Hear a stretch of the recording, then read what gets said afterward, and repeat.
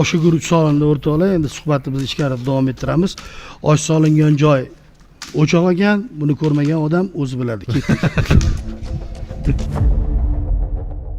Amerika Qo'shma Shtatlarida ko'p paytlar, ko'p yillar ijod qilib kelgan asl o'zbekistonlik O'zbekiston Respublikasi xizmat ko'rsatgan artist Abbosbek Qosimovni hozirgi yosh avlod agar bilmasanglar, yana bir eslatib o'tamiz. Doira, zarb cholg'u asboblarini ko'p kompozitsiyalarni yaratgan inson, ajoyib sozanda, ko'pchilik sizlarni otanglar, onanglar yaxshi bilishadi. Albatta ko'rsatuv davomida zo'r doiralarni zarblaridan tinglaymiz. Assalomu alaykum qadrdonlar do'stlar. Mana suhbatimizni boshladik. Xudo xolasa yaxshi suhbat bo'ladi deb umiddamiz. Bu doira. Hozir oddiy yo'lni chalib beraman, keyin murakkab yo'l. O'sha Mamraka Sattor akaning yo'nalishida. Oddiy yo'l masalan usuldan boshlasak 4-4. 1 2 3 4.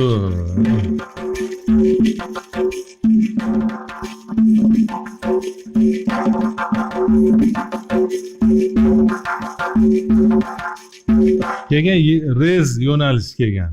Rez yo'nalishi lo'li sog'dulardan kelib chiqqan. Keyin aka-uka Islomovlar buni rivojlantirib yuborishdi. Mana shu usulga masalan.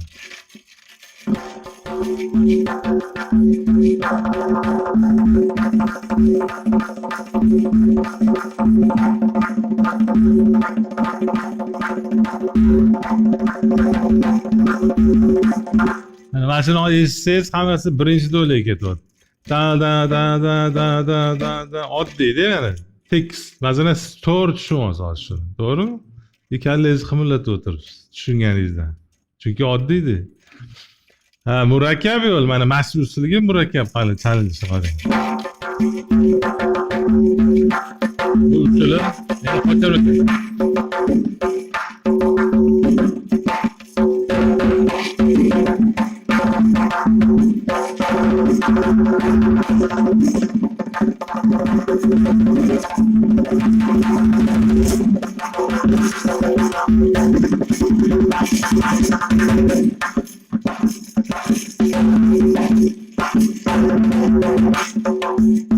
Yani usulga qaytib keldim.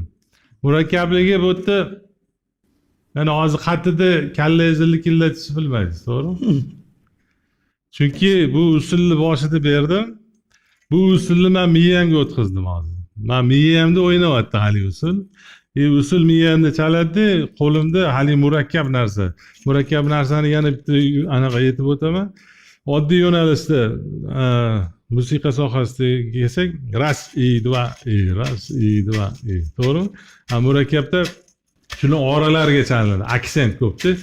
Ta dum ta dum dum ta dum ta dum ta pada dum ta pada dum ta dum ta dum ta dum ta dum ta dum ta ketyapti bu.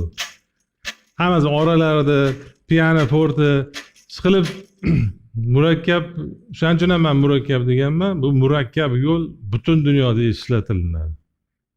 Shuning uchun mana shu yo'nalishda yurganimning ham sababi, dunyoga tanilib yurganimning ham sababi shu ustozim Mamraka Vahobga, Sattor akalarga katta minnatdorchiligimni bildiraman.